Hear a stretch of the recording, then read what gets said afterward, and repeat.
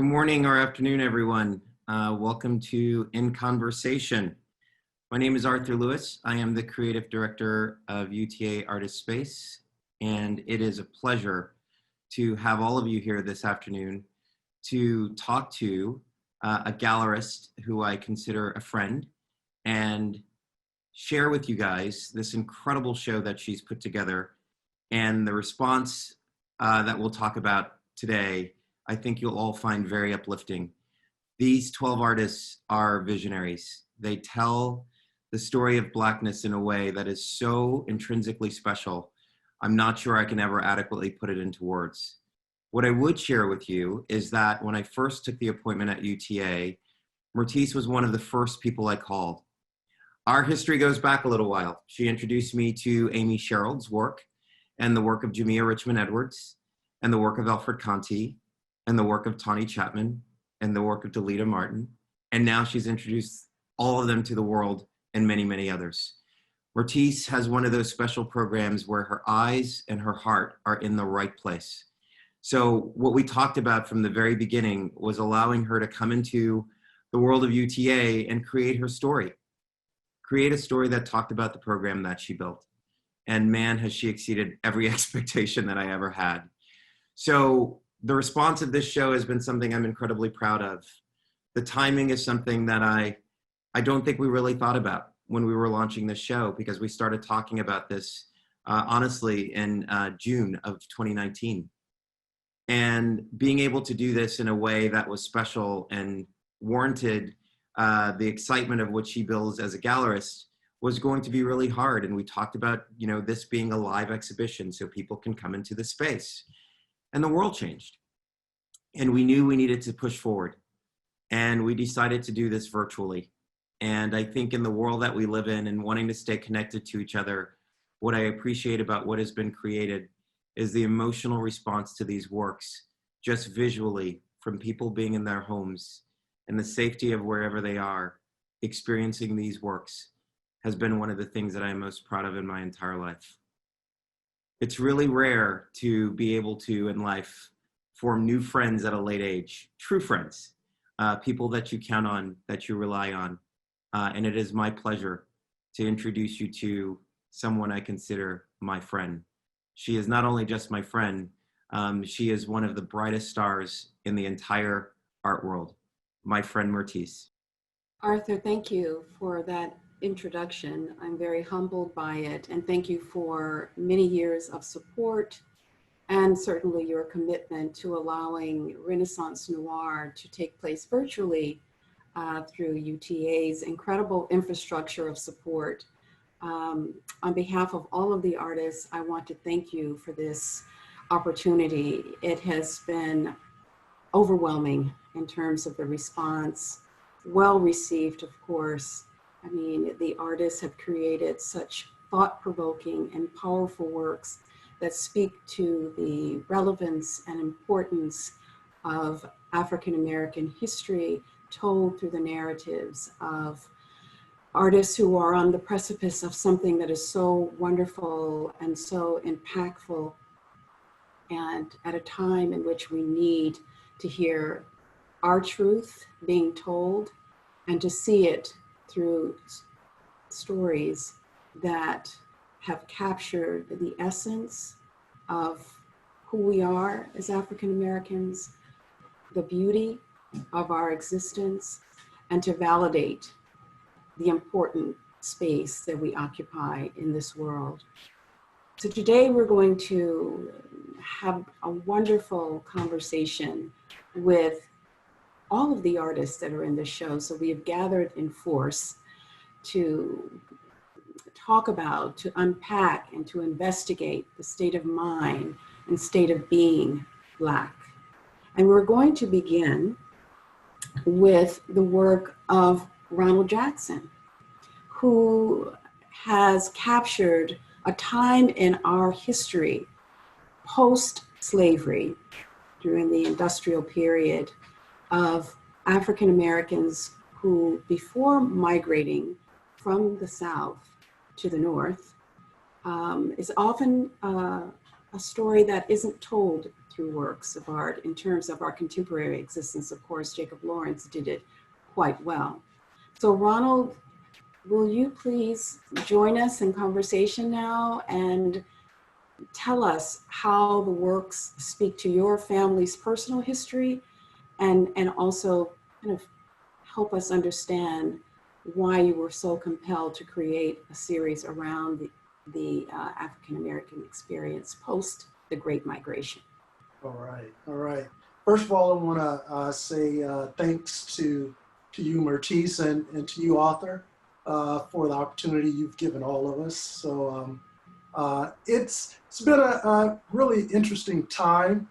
And regarding your question with my work, art has been a tool of self-discovery for me. And with me creating and making art, I start to discover and realize many of the values that were ingrained in me that I really wasn't even conscious about. But you may know some of my family's history. I'm from Arkansas, and it has a very impactful influence to my work. And the work that I have here, among other of the masked portraits, it is of a series called Songs of Stories Untold. And I realized that many of the African American community do not have or have knowledge of many of the stories of their recent ancestors. A lot of the Black communities that are in the inner cities post migration, Great Migration efforts, a lot of them are increasingly having less and less connection to a non-urban existence, and the experiences of their ancestors or their recent ancestors, which most of them were from the South. So I'm trying to suggest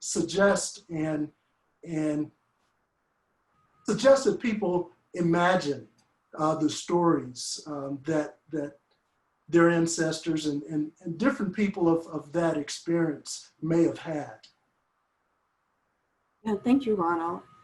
So also another touch point in our history, an important period, is that of the Black arts movement, which began in the 60s. And I don't know, do we have Nelson joining us?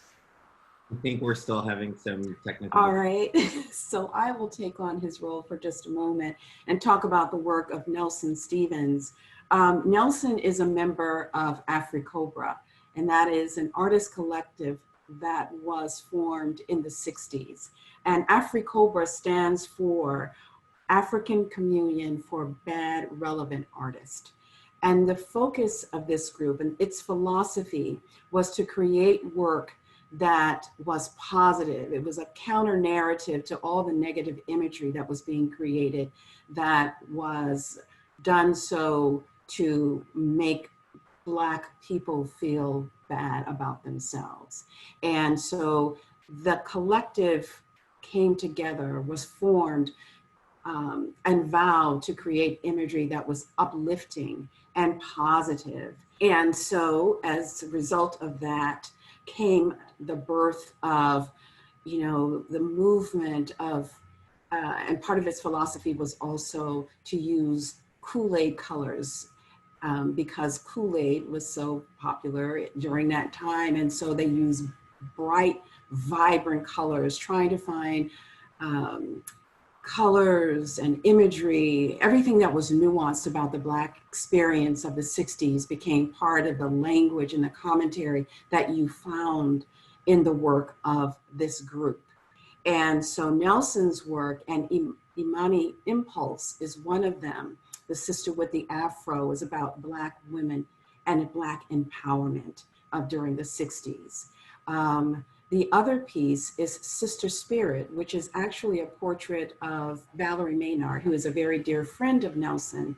And that print, Spirit Sister, speaks to the spirit again and the power of the Black woman, paying homage to her existence.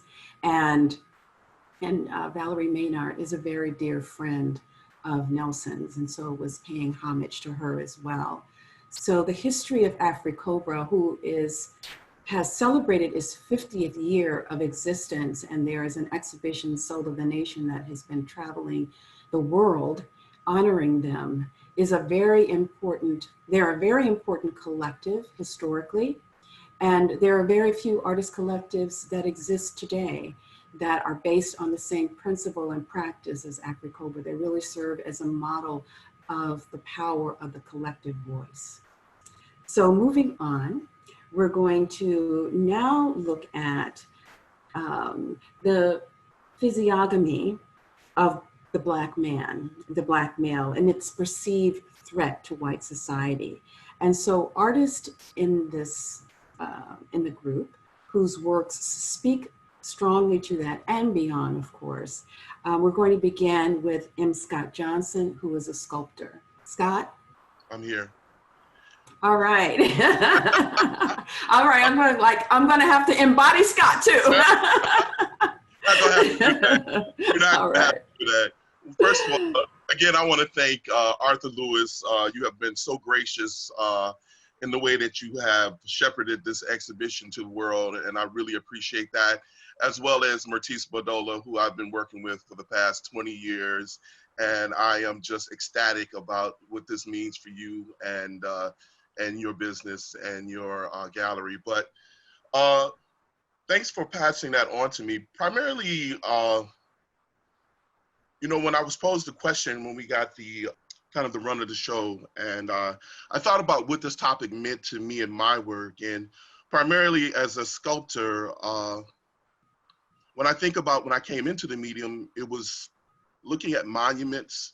I'm a Detroiter, looking at monuments and seeing and desiring to see Black features in the monuments. And I think about being compelled to create these features and to establish them in my own work. When I think about sculpture and being drawn to it, I like to think about what we call, I term atavistic memory. And this is what we would look at as cultural memory amongst people of African descent, and how we are compelled to do certain things.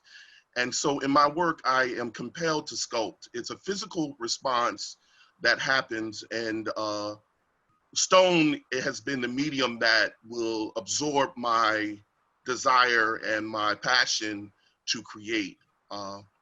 So when we talk about features in my work, for example, the work that's up right now, growing up, my connection to Blackness has not only been through culture, but it's also been through the physicalness of our features. And one of the things that I experienced as a young sculptor apprenticing in Zimbabwe during the 90s was that much of the work that I saw many other brothers that were working in stone, the physical features, African-esque features, wasn't a battle that they had when they were creating their artwork. Most of the sculptors worked and they would depict features in very simple terms. It wasn't, they didn't have the same desire to create African features in their work that I did. And I thought about that being an Afro diasporan, what these features mean as far as establishing or staking claim to being, or staking claim to being recognized or being invisible. And so this is when I think about physiognomy, like as far as what it relates to Blackness, not necessarily just Black maleness, but Blackness in general, is that this desire to see our features in this permanent medium of stone and to create monuments in it. I mean, not just monuments, but in a way I think of my work also as much like you find in the Congo when they depict the Nkisi, these are ritual objects, right? And that is a deep desire. Oh, Scott, thank may you. I ask a quick question of you? Like in this moment that we're in, you know, watching the news every day, there is some other monument that seems to come down around this country. I mean, I just think this broad awakening is such a powerful moment, and your work and the way you just explained it is really sort of the perfect antidote to all that is happening right now. So it's one of those things that it became such a special story, and the way that you were presenting your work, it was pretty incredible. And I was just wondering what your thoughts were on everything that's happening around this, since you are a sculptor. Well, I'm very aware. Particularly, I'm here in New York City, and one of the sculptures, the public works that are coming down now, is the piece in front of the Museum of Natural History, the statue of Roosevelt. And it was a sculpture that I have gone to many times and have taken students there to look at. And it really, to know that it's coming down is interesting, because it really stained the landscape. And it made me think about, it often makes me think about, as we as Black people, when we think about things that we would want, would we replace these objects? How would we do it? Is it necessary? Cultural memory. And I also think about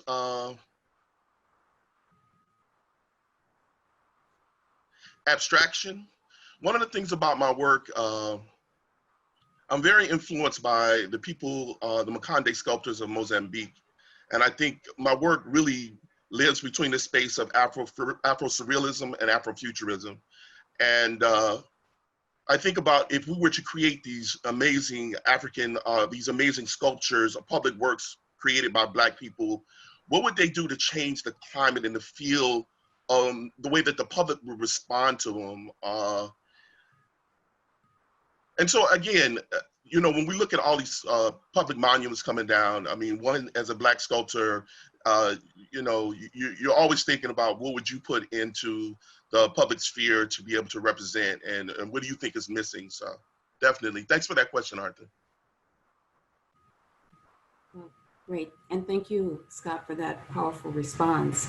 Philandus, your work conceptually addresses a stereotypical archetypes associated with Black male masculinity. Can you unpack your work for us, please? Okay, so somewhere around 2008 or so, I heard this quote by Arthur Jaffa, and I just kind of want to share that with you. He basically said that Black people can be broken down and majestic at the same time. And I've been really interested in making work that embodies both those notions. And at the core of my studio practice, I've been grappling with and trying to contextualize that space. I guess I wanted to talk about how Black males can be both violent and be the objects of institutional violence at the same time. Yes, And please. in that, I've arrived at this kind of mode of fugitivity to pose those kinds of questions. And as I begin to unpack this notion of fugitivity, I've been wrestling with the repositories of fugitivity, Black language, Black music, Black dance, comedy, and other modes that amplify these spaces. And in wrestling with these ideas, I've come up with a few questions over the last 8 years to kind of animate what it is that I'm trying to do in my studio practice. One of the questions is, can a Black male be victim of surveillance capital and predator at the same time? And also, can a Black male be simultaneously wretched and divine at the same time? And I guess that's what I'm trying to get at the core of my practice. Yeah, just a brief summary, you know. Yes. We're going to have Q&A shortly. I'm going to allow for questions for this group, the first group, or first two groups, after we hear from RV. So RV, would you please address your work? Hi, Myrtis, Arthur. Hi. Thank you for including me in this virtual talk. Addressing my work, I went to the museum, the new museum on the mall for African American history. And one of the things I saw in there was a quote by Bell Hooks, and this might be loose, but what Bell was saying was telling your story is a form, is rebellion, is your move forward. I'm from a culture of storytellers. My great grandmother, who was born a slave, always talked in parables and told stories about life in the old days, in the olden times, she called it. So I'm not far removed from slavery. I lived through Jim Crow and all of those things that went along before Jim Crow, convict leasing, and all of the things. We heard about chain gangs, and we saw pictures of chain gangs, and all of this seemed normal. And if you look at the history books, those books were written in Texas, which we just celebrated Juneteenth, which was, and I'm from Texas. They held that information that we were free for 2.5 years. They wanted to get in a couple of more planting seasons, I imagine. But today we see that reference in a way that doesn't talk about our how Black people have been disadvantaged and manipulated and put upon to build this culture that we can be real active participants in. So I say, well, what can I do with this? I have a talent that I can use to tell my story and to tell the story as I see it of Black people and Black people in this culture. So we get to this, well, back in the Greeks, but this 19th century idea of that we can be, our features can determine who we are. So if this was written by a German way back when, building on the Greeks, but talking about manipulating those physical characteristics to mean something good or something bad. And what the category that we have fallen into is something that is fiction bad, but we have to go all the way back. We can't tell this story without going all the way back to slavery and to how we were captured and brought to this place and made to work to build this place, yet not being able to enjoy this place because our reward is in heaven, of course.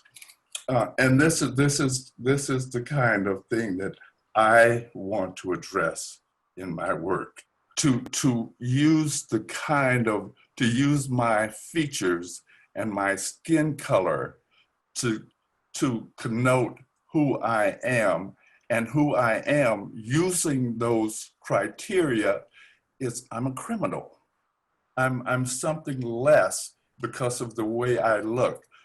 My physiognomy, you can look at me and say, he's a buffoon, he's a criminal, he's whatever derogatory terms our educational system has taught us to believe we are. And when I say believe, I'm talking about the ideas and the ideals of white supremacy.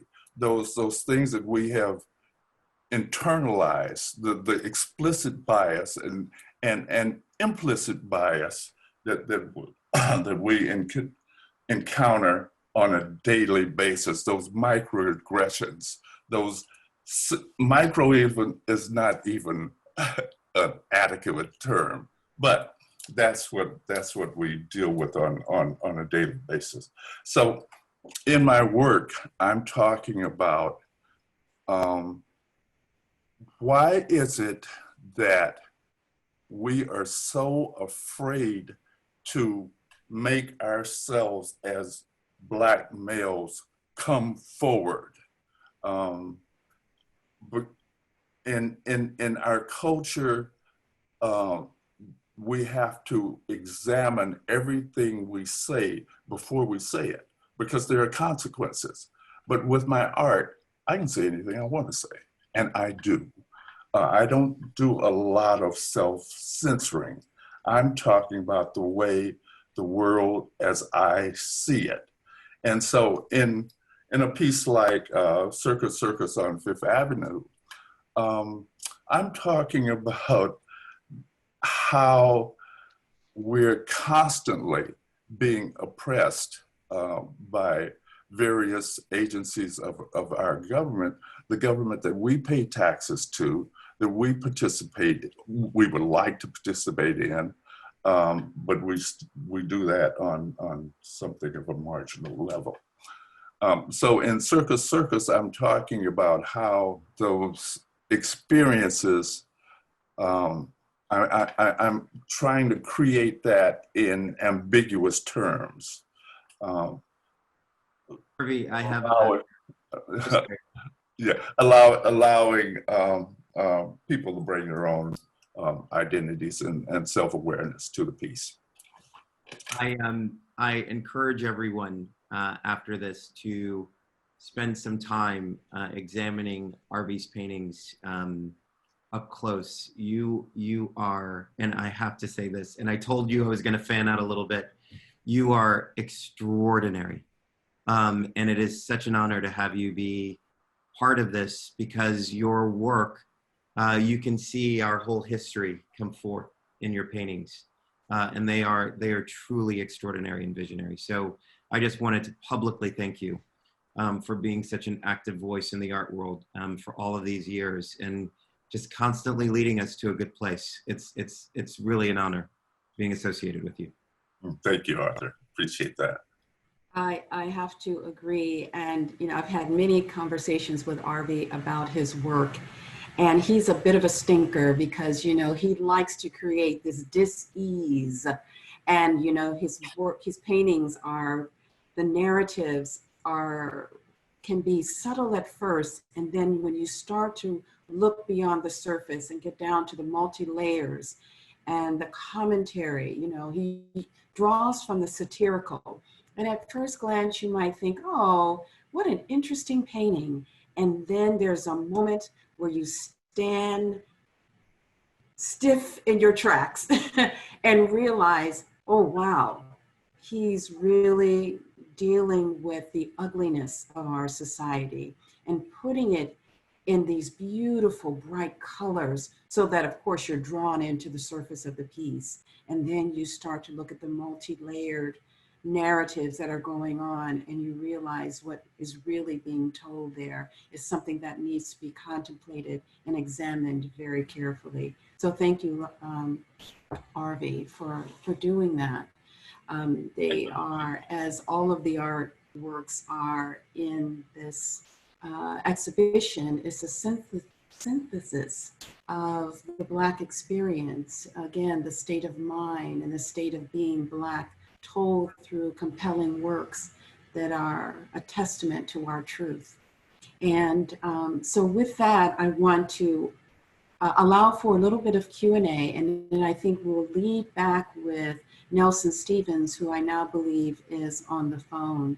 So are there any questions that we should address at this point, Eugene, or should we lead into Nelson? I think we're okay to go with Nelson. All right, let's have Nelson speak. Nelson, are you with us? Present and accounted for. All right, Africobra. So I try to stand in your stead, but I think that we need to hear from the gospel. You did a great job. The gospel from the truth. I've had a lot of difficulty getting in. Yes, but that's I okay. wanted to, You're with us now. I wanted to say that I'm in mourning, of course, because three people who have helped me, I'm 82 years old this year, but three people who have helped me tremendously have passed away this year. The first one was David Driscoll, Yes. and he was the first person to give me a one-man exhibit when he was at Fisk University. Later at the University of Maryland and places in between with great distinction. Can you hear me? Yes, we're with you. Another one is Louis Delsart, a very good friend who passed away maybe 3 weeks ago now. I spoke to his wife, Jay, yesterday, and trying to help her through some very difficult times. But of all of us, he is the master draftsman and great musician and magician in terms of color and color synthesis. The third person is the person that I learned mostly about art, and that is Richard Anaskevich, who studied with Joseph Albers at Yale. And I won a fellowship to work with him in the late 60s. There were 12 of us in the group, and I was the only black person in the group, but a large percentage of the group decided that they were going to go to the Democratic Convention in Chicago. I'll go get And they asked me if I wanted to go, and I explained to them that no, by no means, because all they want to do is get beat up by the police. So And we're going to be, Nelson, unfortunately, we have some time constraints. So we're going to ask you, and we do honor those who have passed away that played such a critical role in your career. At this moment, I'd like to press forward, just for the sake of time, and ask you to talk a little bit about Africobra and Africobra is formed in 1968. The head of Jeff Donaldson, Wadsworth Jarrell, Jay Jarrell, Gerald Williams. I joined in 1969 with a BFA, with an MFA out of Kent State University. And I had met Jeff Donaldson at the College Art Association conference. I knew of him because of his work on the Wall of Respect. And he told me to get as close to Chicago as possible because that was ground zero in terms of the Black Arts Movement. I've exhibited with Africobra since that time, and I suggest to all the painters, I've been listening to the presentations, they've been great, by the way, that we work more together than we have in the past.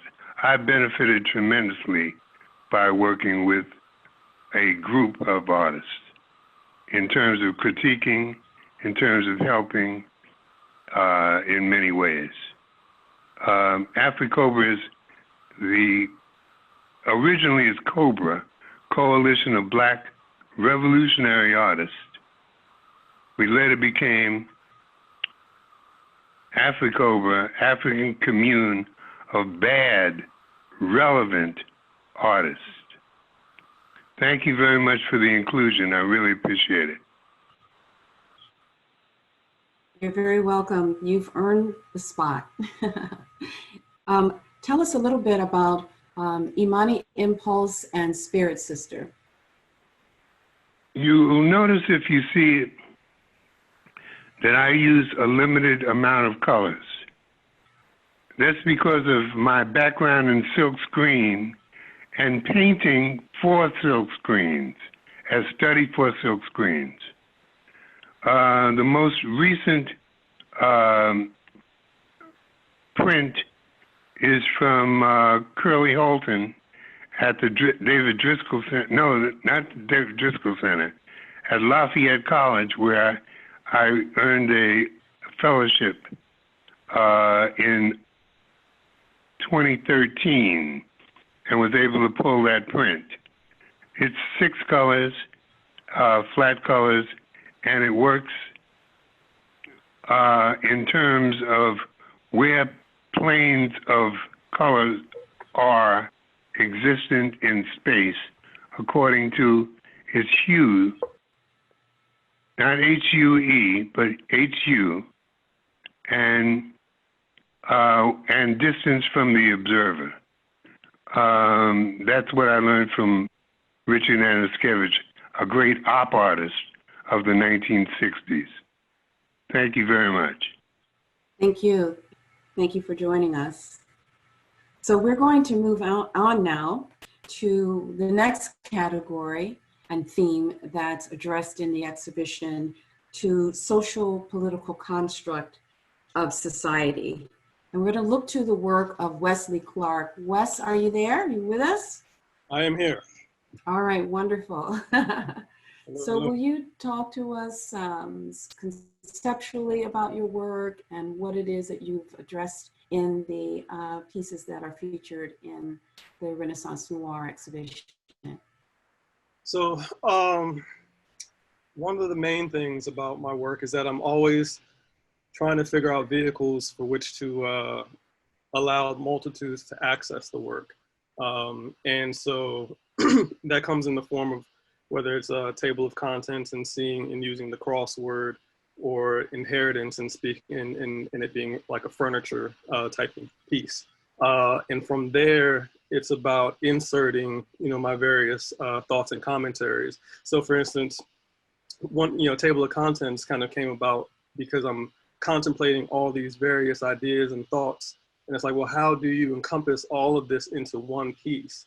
And in my practice, I'm often doing stream of conscious writing, one word gets to, after the next.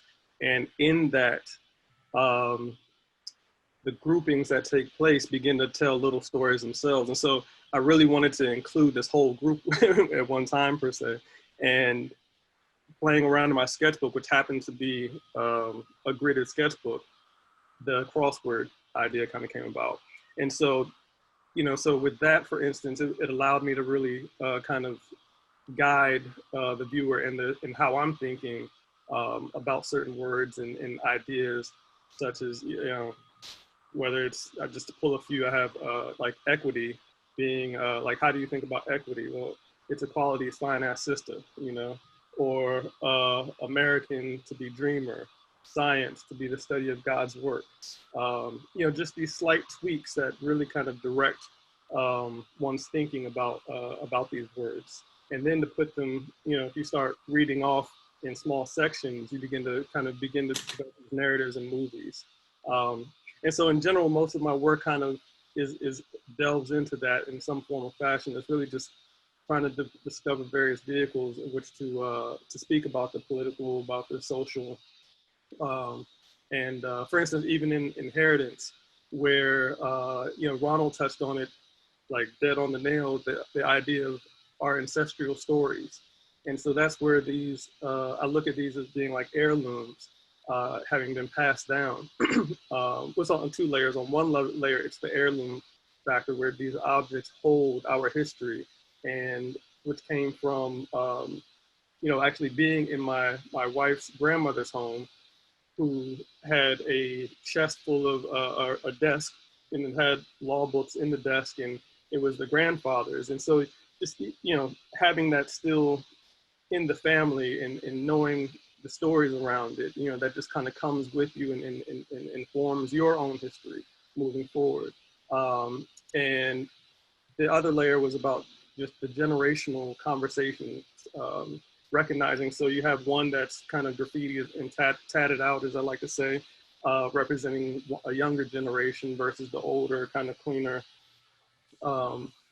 piece there. But recognizing that, they're the same, like the DNA structure is of the same lineage, the same line. And so therefore needing to, identify with that history and and have those conversations. And so much of my work is really about also just delving into our psyches and our own issues, but also speaking to our beauty. And at one point, I remember there was a very conscious decision to kind of move away from the conversation of like struggle and victim into struggle and beauty, and really focusing on work that is going to, that shows our beauty and is uplifting in the conversations that we can have. And it's funny, when doing that, I didn't really notice it at the time or hadn't vocalized it until a friend of mine, Stan Squirewell, an artist, he vocalized it by saying like literally, no more victim, no more this, you know, and that really solidified with me. And then even a friend of mine, a curator, Michael out of Nashville, was saying what he loves about my work, and I hadn't considered this, was that he was talking about my work, and at no point did the conversation around involve whiteness. And so you know, so there is no outer influence. It really is a conversation about us and our community, and focused on us. Beautifully stated. Thank you, Wes. We're going to move now to Larry and his photographs, which convey the complexities of Blackness through imagined, idealistic urban settings. Larry, talk to us about your series, Urban Landscapes, and why you chose to focus on that particular subject. I think the work for this particular series started from a residency that I did at Martha's Vineyard. And it was a really pivotal point in my life and also in my practice. I was really in a place of introspection. And I wanted to create a series that kind of reflected my state of mind and interest at the time. So I began to pull from my experience as a club photographer.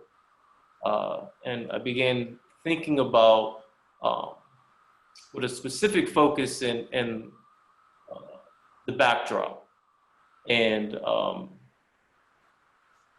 thinking about how, you know, the backdrop kind of becomes this, you know, platform or agency for escapism and freedom, and wanting to kind of recontextualize, you know, this Black cultural aesthetic, but also at the same time, kind of pay homage to this particular practice. So, you know, as I'm in Martha's Vineyard and being in a town called Oak Bluffs, which was one of the safe havens for African Americans escaping Jim Crow, and thinking about, you know, that migration. Again, also think about as African Americans began to migrate into different portions of the country, and then we're bringing, you know, Black culture with us, and those things begin to adapt and evolve. But how this particular practice begins to be born out of that. So really thinking about the backdrop and Black aesthetics and reimagining that, also in our relationship to traditional landscapes, and being able to insert ourselves in those kind of narratives. All right. Thank you, Larry, for that interpretation. I understand we have some questions, so we're going to move to the questions now and allow you all to address those if you'd like. I've got them pulled up, and I actually. All right, great. Arthur, I'll throw it your way. I think part of this is just making sure that as we go along to our audience, if you have any thoughts on anything, please just type into the Q&A box, and we will make sure that we answer any questions that you have. But with that, Myrtis, let's just continue to move forward. All right. We will go to Black body politics.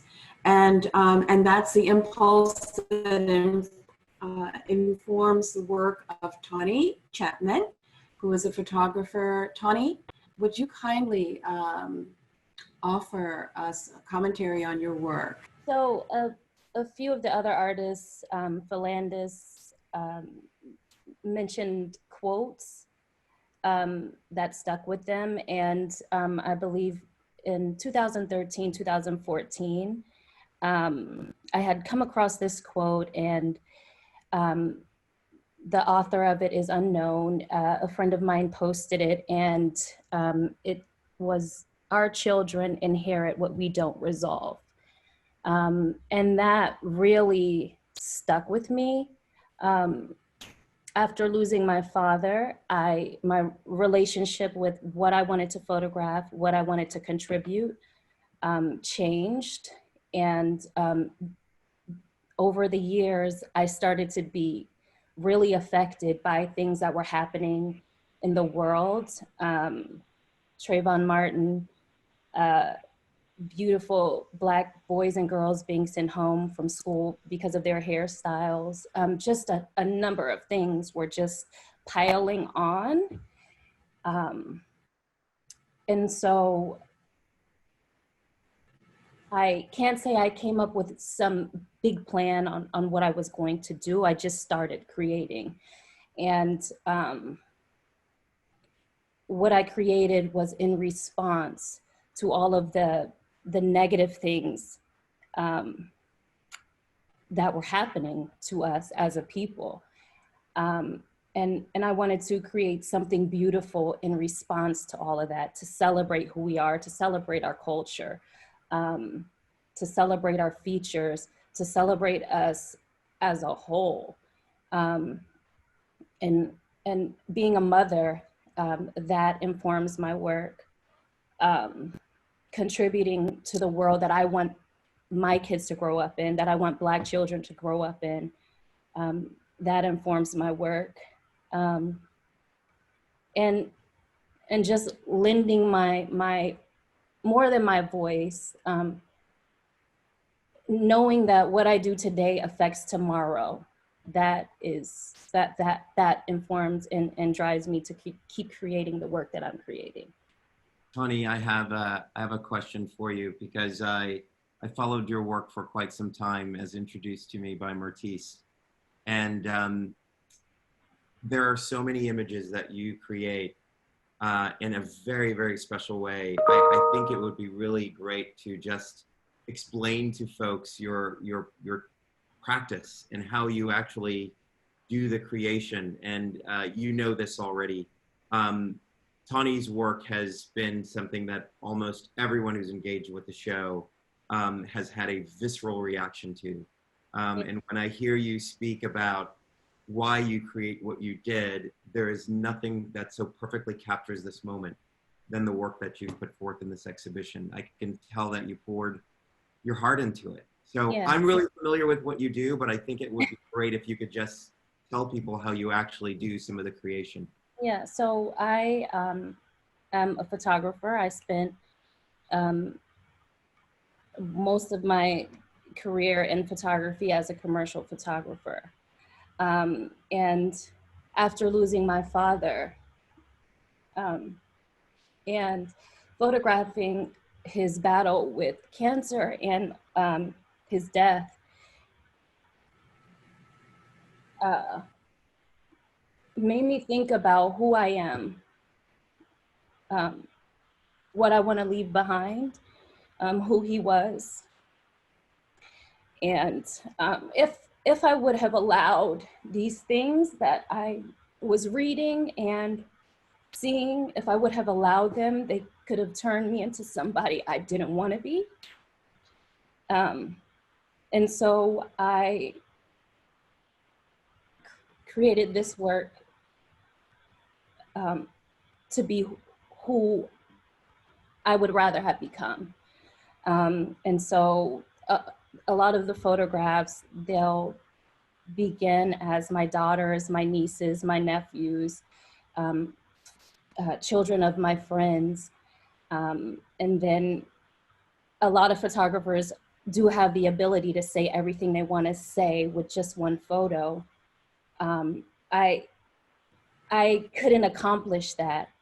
And there were so many other things that I wanted to say, so many layers. As Wes mentioned, there's so many different layers to the work that means so many, to respond to so many different things, but they all have one central purpose. And that is to celebrate us and and to tell our story in my own way. And so, yeah, it'll start with a photograph. I will digitally manipulate it. Sometimes I do, sometimes I don't. After printing, I will paint, and I just will keep on going until I feel that I've said what I wanted to say. Amazing, Tani. Amazing. Just amazing. Myrtis, back to you. Yes, great. Thank you. So I'm going to allow for a little bit of questioning to come into play here. And one question we have is, do you think there is more respect for including cultural references for sculptures in African than in your work in the States? And that question is for Scott. Go ahead. You know, looking at African sculpture, what we quote, traditional African sculpture, there is socially, culturally, an acceptance. Now you've taken the African figures, the beautiful wide lips, the eyes, the wide nose, and you've incorporated that imagery into your work. And I guess what's being asked here is, do you believe that traditional African sculpture is accepted as is while you're inserting your Africanisms into sculpture? Has your work been easily accepted? It's a great question. I think one of the things that can be addressed is looking at the position of Black people in the diaspora as compared to continental African realities. And so in Africa, your Blackness is never questioned. You know, as you walk the landscape, it's never questioned. I'll tell a quick story. I can remember my first experience in South Africa, and I noticed that, you know, in America, when we walk and we see other Black people, we acknowledge ourselves, we acknowledge each other. Either it's a head pull or a tug up by the head, and it just to say, I see you. And then I noticed that when I did that same thing in Africa, it wasn't needed, and people didn't respond in the same way, and it really made me internalize like this feeling of not being recognized. And so like that is such a part of the diasporan experience of being seen. And so when I create work, my sculpture is all about being very intentional about the features that I place in them, is being very intentional in the power of those features. Growing up, I remember so many, you know, people would tease, oh, Scott, your nose is so wide, or your lips are so big. And this is a way of demeaning people or saying that they didn't measure up, or, I mean, it was given as teasing, but that's the way it came off. And I recognized that there's power in our physicalness. And so for me, it's very intentional to, I'm very intentional about placing our faces in my work. And I realized that working in Zimbabwe and in Mozambique, other sculptors, continental Africans, they didn't have to do that.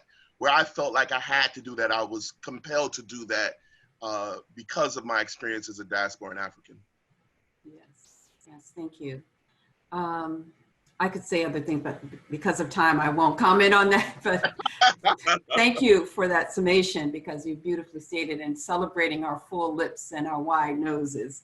So I'm going to move on to Alfred Conti, whose work is inspired by his Southern roots and his community.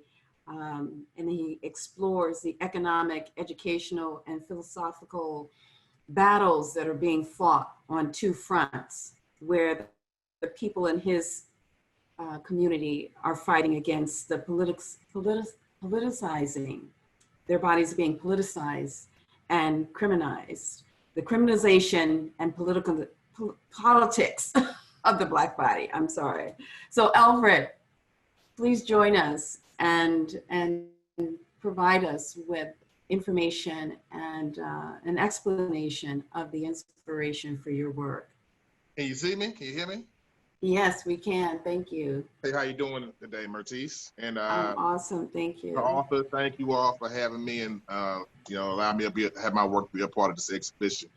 I guess I'll give a brief summation of what the work's about. Two Fronts is a series, basically of evolution of works I've been working on for the last 15 years or so. What it is that, when it comes to Black folks, we are at a war on two fronts. When it comes to the dominant society and what white supremacy has done to us systemically in regard to social economics, politics, education, pretty much every field, of human activity that we interact in. And also the other side of that battle that's being waged on African-Americanness, Blackness, the descendants of slaves, is how those factors socially engineer us and how we interact with one another. So in regard to how we vote, how we spend our money, how we raise our children, that environment creates a multitude of things that we deal with on a day-to-day basis. So I extrapolate that understanding and that metric, that binary, onto the surfaces that I work on. So in that regard, there is exposure. We live in this landscape of a 24/7 attack on our character, who we are, our Blackness, our placeness in this country, our citizenship, our rights, our privileges, our services. So I extrapolate that and embody that metric in how the materiality of my work. So when you see well, let me say before, like the portrait work, I was working in landscapes, but here I'm in the portrait end of the series. And if you look at my figures and the backgrounds, the environments they're in, there's a lot of surface quality and surface tension and erosion going on. And in that regard, I'm just drawing, getting inspiration from the environments that I see Black folks in, and the images I take from the streets and into the studio. So I'm here based in the West End of Atlanta, and quote unquote the Black Mecca. And I go to bus stops. I see the streets. The rust and the erosion on the street and the chipped paint on houses, and I see that overall benign neglect when it comes from again, marginalization from resources, cash, tax dollars, and I put that into the work. I put that into your surfaces. So I use atomized steel dust. I use soil. And I use different types of techniques when it comes to heat and cold and exposure to the sun, mild acidation to create these stressors and these layers of paint, peeled paint, and oxidation in areas to be reminiscent of how Black folks are living currently. As with anything that you see in nature that's been exposed, that's been left out, and that's to disrepair.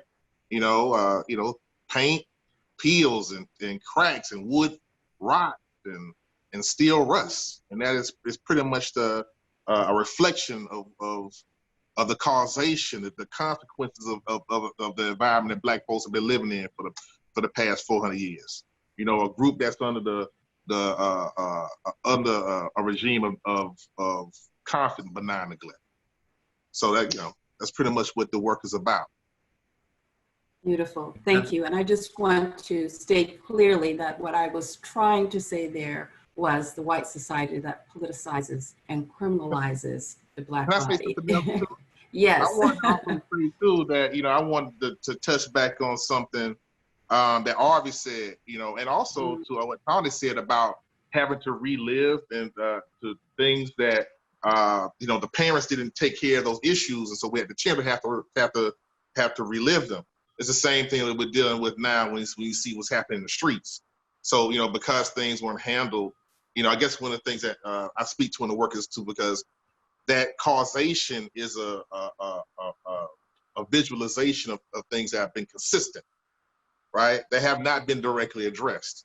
So when you see that type of exposure, that's something that has been seen from generation to generation to generation going back as far as we've been here in this country. So I just wanted to show that connective tissue in that regard. So Amazing, Alfred. Your work's incredible. You know I'm a big fan. Yes.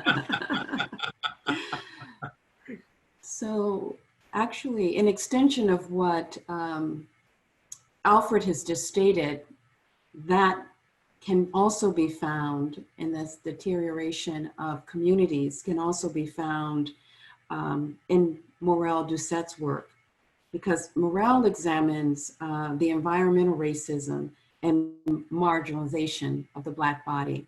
Morel, can you address your work for us, please? Thank you for having me. So my work, I use magical realism and allegory to explore the Black experience. So the works from the exhibition comes from an ongoing body of work that I'm currently still working on, titled Water Grieves in the 6 Shades of Death. And so over the course of the last 3 years, I've been going into Black and brown communities in South Florida, specifically in places that are being developed and the Black and brown people are being pushed out as a result of that. And so once I go into these neighborhoods, I gather the flora and fauna. Then I take the plants back into the studio and I create work using these materials. For me, when I look at these plants are essentially a keeper of time. They hold the memory, the experiences of the people that live in these spaces. And so the people might change as a result of the development that is taking place, but the plants will always hold the memory, the energy of what took place in these neighborhoods. And then in addition, to a lot of my work, I take very good care in the title of the work. I don't try to kind of bang the viewer over the head with the explanation for my work. I use my titles in allegory to kind of explain and use information and play on words to tell different stories of what is going on within the work. Something else that happens a lot in my work is the idea of the Black body. For me, I was born in Haiti. I grew up here in the U.S. So my experience of Blackness is received and perceived through being a Black male. My upbringing is very much different in terms of my, I'm raised, through being in the Caribbean. But, just, the way society perceives me is I'm a Black male, And so having to navigate these spaces for me is, important. And so I try to reflect that in the work that I produce. And so, with this body of work, is less so about the physical features of the individual, but more so about the silhouette and how they take space. So giving the body some kind of agency and holding that space and giving them full autonomy to express themselves. So the figures are oftentimes either portrayed to be regal or they're core, but then within that coreness, there's also power. Morel, I remember the first time I saw your work, I was blown away. And what I love about your practice so much is I can see the future of the art world. There is so much of the Black figure that appears in work that is extraordinary and it's beautiful and I love it and I'm a collector and that's amazing. But you've done something where you've created these figurative landscapes for people to interact with they're really extraordinary. And I for one, just to ask this question, want to understand like the choice you made as an artist to go that route, because I can see in your practice you're talented at many things, but this really does shine in a big way. I'm sorry I'm making you blush, man, but I would like you to explore that a little more. I think for me, my foundation is painting and drawing. I've had a practice of working in ceramic. But when you think of, for me, like ceramic holds a very unique place in my practice because out of all of the materials that artists use, ceramic is the only material that interlace history, economic, place, and culture. So when you look at the origin of human evolution, archaeologists were able to understand what people ate, their dietary needs, the medicine they took based on the shards that are left behind from pottery. So ceramic has always held that magical realism thing for me. And then even going back, to the Bible, thinking about where we come from the earth, so there's magical realism coming from the earth. And when we die, we go back into the earth. And so for me, I use material to express what I'm trying to capture. So I've never been limited based on the material that I try to expose myself to. So depending on the message I'm trying to convey, then I use that material to express it in my practice. And so, I am, so which is why I kind of embrace the term multifaceted or multidisciplinary, because I have, painting, drawing, animation, illustration. I have the entire catalog and I use it depending on what I'm trying to create or the message I'm trying to come across. So I'm very, excited. I have, right now I'm in my studio. I have about 20 pieces I'm working on at the same time. Say that out loud, dude. Yeah. So I'm excited, for how the work is going to develop. And yeah, I'm ready to present the work maybe sometime in 2021. Great, thank you. Arthur, should we take a question or move on to Monica and Delita? I think we move on to Monica and Delita. All right, let's do Good. that. Monica Ikegwu, paintings of Black youth celebrate the nuances of Black culture expressed through fashion that acts as the individual's signifier. So Monica, can you talk to us about your photorealistic paintings? They're incredible. Oh, okay. So for me, I feel like Black people did get judged on a lot of factors about their person, like from their hair to like their skin color to their clothing. So I just wanted to create like positive, realistic depictions of them that are more uplifting rather than highlighting their bad points. So for me, I do get people to model for me, like the one on the screen, Sister's Keeper. That's my mother and her twin sister. And it was like during Thanksgiving. So I had them, they wanted a painting, so I was like, sure. So then they posed for it. And then I snapped the picture. And then that's where it starts. So for me, I feel like when people get judged, they're less likely to present themselves as they are. So I give them the freedom to do that. So like I tell them, like, you can pose however you want, you can wear whatever you want, you can do whatever you want. And then I'll create a work based off of that. Like the one of Jacob, he's a child. I like working with children because they literally do whatever they want. So yeah, that's the pose he chose. And I was like, okay, cool. So he picked it.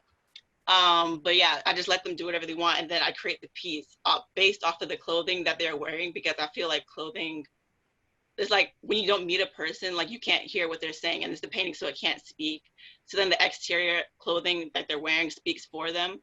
So like your personality can come through by your looks as well. So that's why I focus on the clothing.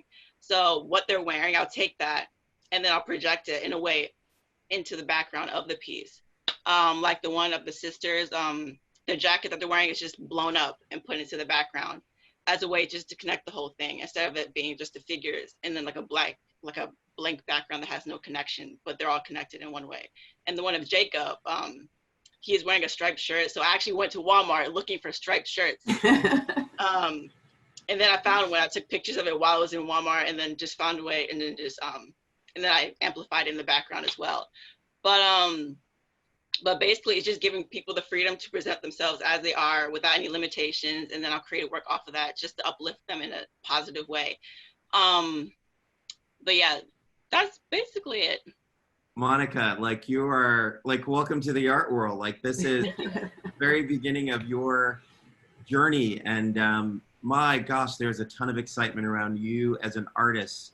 And I just want to like hear from you on what that feels like, especially in this moment, is what it feels like to be an artist who's entered this fray and be in the company of people like Nelson Stevens and R.V. Smith, and watching this generational little voice get together and create beautiful works. Like, what's that experience like for you? For me, okay, because I haven't been painting for long. It's been like, what, 7 years, I guess. But I didn't think it would get much recognition as it did. But it's like honorable to be in the presence of people who have so much experience when I barely just started as well. Amazing. You have quite the future ahead of you. We're all very excited for you. Thank you. I'll pose a couple of questions here, if that's okay. Philandus, there's one for you. And the question is, for your brush pieces, can you let us into your thinking as you use these particular objects and how you see them as the appropriate objects of communicating Blackness of the Black voice? Or communicating Blackness or the Black voice, I'm sorry. When I initially came to using the brushes as a material, I went back and I started thinking about like I was having a crisis in my own studio practice, first of all. I was postgraduate school, working through signifiers and things of that nature to get at issues around the Black body. And from there, I began traveling back and forth to Harlem and thinking about my own past as I was on the trains and reading a lot of Harlem Renaissance poets and thinking about ways to effectively communicate these kind of relationships between Black bodies and materials. And as I was moving through these spaces, I started thinking about my childhood and thinking about, well, I'm sorry, but let me backtrack a little bit. One of my friends, a really close friend of mine, had basically gotten out of prison during this time period. And I started looking through his letters and talking to him about issues he was facing as a Black male. And I encountered a letter from him and my two cousins who had both gone to prison in the 1980s, the early 1980s. And on those letters, one of the things that they requested was hairbrushes. And in that moment of them requesting the hair, like reading through this as they were explaining to me that these were things that were currency. And I started thinking about the notions of what is currency in the Black community, what objects hold memory in the Black community. And as I was waiting for a train one day, I started walking through the beauty shops that are on 125th Street that so many of us have encountered. And everything I needed was right there. I realized that I could contextualize Black bodies and Black narratives through those kinds of objects. And I guess that's basically it. Great, thank you. That's a beautiful explanation. Is Nelson still with us? Yes, I am. Okay, great. I have a question for you. Is there a conscious mathematical element in your work? Yeah, there is a mathematical development. I tend to do what people call portraits. They're not portraits for me, they are heads. But they take up more space than most. Hello? Yes, go ahead. Can you repeat the last part? They take up what, I'm sorry? More space. Yeah. They'll go off the top or off the right-hand side or left-hand side. If it were a photograph, I would be focusing in further than most people do. Mm-hmm.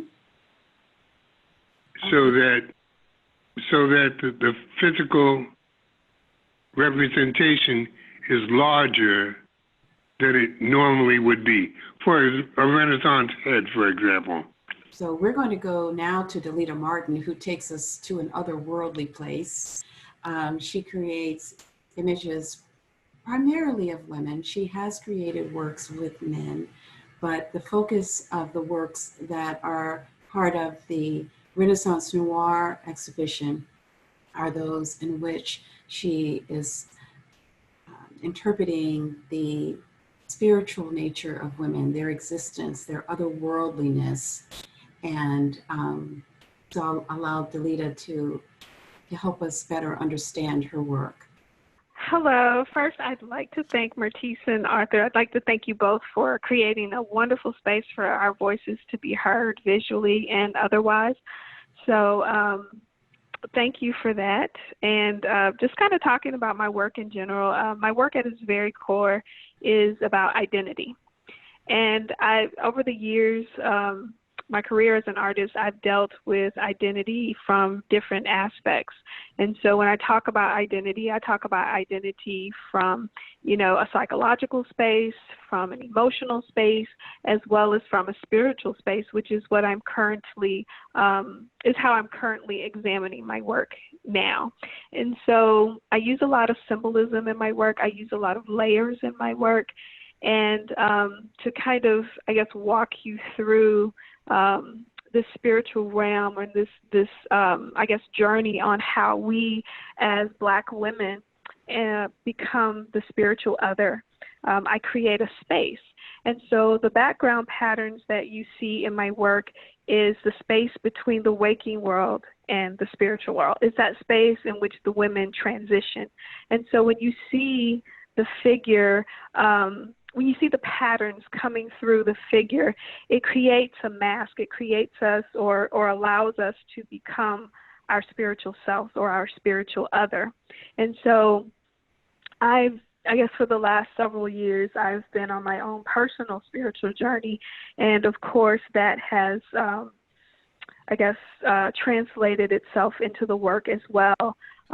So being able to talk about my journey in that way and talk about the journey of my mother and my grandmother and all the women, in my community and in my family, from the spiritual perspective, has been incredible for me. It has been absolutely amazing. But so that's the space in which I create for the women. Size plays a very big part in my work. A lot of times I'm asked, why do you work so big? And it's very much intentional because I believe that, number one, women, Black women, have been marginalized throughout history. And I like the idea of having someone come into a space and your presence be larger than that space. And so also, it changes the conversation. So when you walk into a space and you look at my work, it begs the question of, am I the viewer or am I being viewed? So it kind of changes the conversation. And I like to see that happen in the work. Another symbol that I use in my work or another process that I use in my work is quilting. I quilted with my grandmother as a little girl, and she would always tell me stories as we quilted. And so quilting became a natural process to add into my work. I wanted the viewer to be able to experience the stories in the way that I experienced them growing up as a child. We would sew, and she would tell me pieces of fabric. She in addition to pieces of fabric, she would actually use clothing. And there was a story behind every piece of fabric that she picked up. And she would talk about it. And these stories would come to life for me. And so I very much wanted to bring that life into the work in a way that I'm able to piece together and stitch together the histories and the stories of the women in my work. So the layering, which again talks about life, talks about, the many facets that women face throughout their journey, their day, your mother, your sister, your daughter, your wife, all of those layers. I bring them into my work through the materials that I put into them. And so that's been very important to me to show these women in that way. Delita, your work is so incredibly extraordinary. And I love that you said when your work is seen, you as a viewer, you're not sure if you're actually the viewer or if you're being viewed. I remember at the Waco Gala last year when your painting hit that stage and the lights hit it, the oohs and ahs that went out from people just experiencing your practice live is extraordinary. And I just want to say to you, as someone who's watched your career for a while and saw your paintings on big TV shows and all of that stuff, that spiritual journey that you're on comes through in your work. These works are so incredibly stunning and tell a story that I am incredibly proud of. I mean, it's just one of those things that I think history is going to look very kindly on you pouring your heart into the canvas. It's incredible. Thank you. Yes. So with time being a consideration at this point, Arthur, yes, so we what I would love, go ahead, please. if all the artists could stay muted, but share your video of yourself before we close out, because I'd like everyone to see you guys. So just stay muted, but let's see your faces. Before time runs out, I just wanted to, on behalf of UTA, thank all of you for helping us to create a beautiful moment in history. This was our first ever digital show. And in the world of art, I think everyone's like, I'm not sure that it shows up well, and I'm not sure I'm excited about this, and who buys art off of a picture? Well, I gotta tell you, you created something that made the world very excited. And staring at all of your faces knows that my call to Myrtis when I first got this appointment was one of the smartest things I've ever done in my life. I am so personally incredibly grateful to each of you for sharing your heart and sharing your practice with the world. And every now and then, I'm a big book collector. I pick up one of these old art books and I look through these chapters of stories that were told from artists coming together to tell a collective story. I know that as time passes on, we're going to be very proud of this moment, and mostly and thanks to Myrtis, who is probably one of the strongest voices in the art world that allows so many special people to tell so many incredible stories. So thank you all for sharing your stories with us today. Thank you for being part of this movement. I want to get our audience very excited and say you're going to see all of them live again next year inside the UTA Artist Space. So more news coming on that in 2021. But for now, I want to thank everyone for making Renaissance Noir exactly what it should be, a beautiful reflection of Blackness that we can all be very proud of. Thank you. Thank you so much, Arthur. Be well, everyone. Take care.